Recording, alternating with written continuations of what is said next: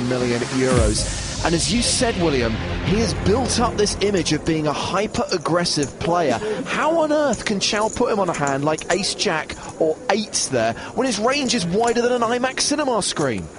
I'm not quite sure what he was thinking. Short term, he made a good fold, but long term, that was utterly terrible. He had position on the hand. He was getting 4-1. He had trip jacks with the king kicker for 2,600 more. Call. Well, this next hand starts with a raise from John Hall. He's made it 450, this Queen 10. Dario has the 6-4 clubs. And he's showing off that wide range he's known to have, and he is 3-betting this 6-4. Note to Christopher Chau, Dario is quite loose. And back over to Hall, who's being put in a tough spot. He surely won't call, but he might 4-bet. Let's see if he decides to put Dario back to the test. Nah, he lets it go.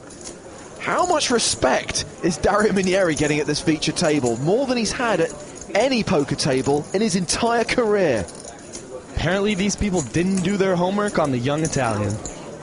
On one of our outer tables, we find Julian Thu all in for just 2,350, needing to dodge a 7 or a diamond on the river. He's home and dry, and he will double up, but is still super short. At the start of the day, Julian managed to run up his starting stack, was up there with the big boys, but had an accident along the way, and now has about 5,500 in chips. Someone who's having a better day is EPT regular Juan Macieras, looking for his 5th European Poker Tour cash. He's involved in a pot here against Walid Bouhabib, another player who we've seen a lot of on the tour. Had a deep run at the Grand Final of Monte Carlo in 2008 and in 2009. He's checked the river. Looks like Juan's going to bet it. 3,725 on an ace-high board, and Bouhabib will fold. Macieras wins a pot with nearly 15,000 in it, and that will catapult him to the top of the current tournament leaderboard. He's chip leader right now, followed by Eric Base Baldy Baldwin, 2 other Americans in the top 5, Freddie Deep and Tony Cousineau. And in 6th place, a former EPT champion, Salvatore Bonavena. Back at our feature table, it's been raised in early position by Christopher Chau, playing pocket 9s. Chau has another real hand. And this time, Minieri has a real hand with ace-king of clubs. He's going to isolate Chau with a nice 3-bet. The blinds fold, so it comes back to Chau. He started the hand with 22,500. Would you expect a re-raise here, William, or do you think he'll just flatten and play a flop? Chau's been getting bossed around by Minieri. I think he's going to take the conservative route and just call. And he does just that. We're going to see a flop with 26.75 in the pot already.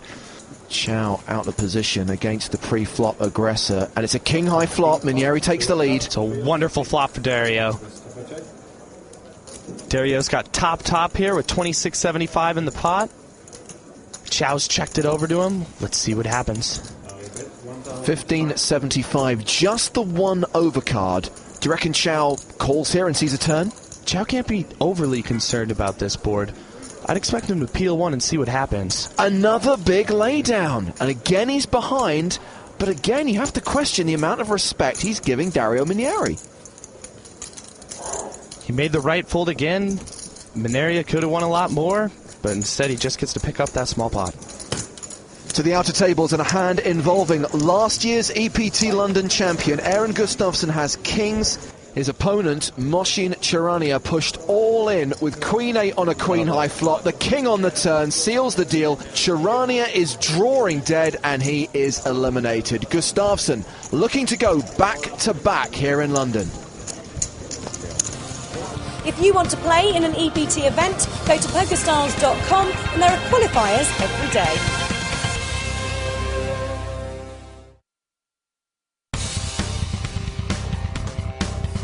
Welcome back to the EPT from London. Day 1B is well underway, and I found a sporting legend at the tables. This is how well I know cricket. I once said to my dad, who's winning, Pakistan or overs? That's a good question, actually. That's a good question. No, look, it's been fun. I've got a bit unlucky a couple of hands. I'm down about 14,000, but it's good to be back in London and catching up with some friends and playing some poker. Blinds are up to 75-150. Let's get back to our featured table. Negreanu with pocket threes is going to raise it to 400. Negreanu's going to get the action started the best way he knows how, and that's raise. Kings for Minieri. Finally, Dario has a respectable hand to make a re-raise with, and he 3-bets Daniel's under the gun open. 11.25. Action is now on Jerome Guermer. He's got ace-queen. He's picked up another premium hand, and it looks like he's getting tired of Minieri running over this table, and he's going to 4-bet Dario's 3-bet. He re-raises, makes it a total of 22.75. Bonjardi folds, and Chau looks down at kings. Chau's got another big hand. He has pocket kings in the hole. Let's see how he reacts to this. I have no idea how he's going to play this hand. Now, 46% of the time it would be split between him and Minieri. He just flats. He's playing it tricky. Daniel seems to be as confused as I am. I imagine we will see a 5-bet from Dario. There's 6,000 chips in the pot, and Dario finally has the hand he's been looking for. Pocket Cowboys. Representing real strength now, 8,400. Where does Guermer go with his ace-queen? It looks like the jig is up for Jerome. He's going to have to put in his entire stack if he wants to play this hand. He gets out the way, and surely Chau now shoves. It's back to Chau. His hand is under-repped. He just called pre-flop. No one will put him on a hand as strong as pocket kings. He's against the aggressive Italian. Let's see if he puts these chips in the pot. Both players with the same exact hand. Chau started the hand with 21,000. There's 13.5 in the middle.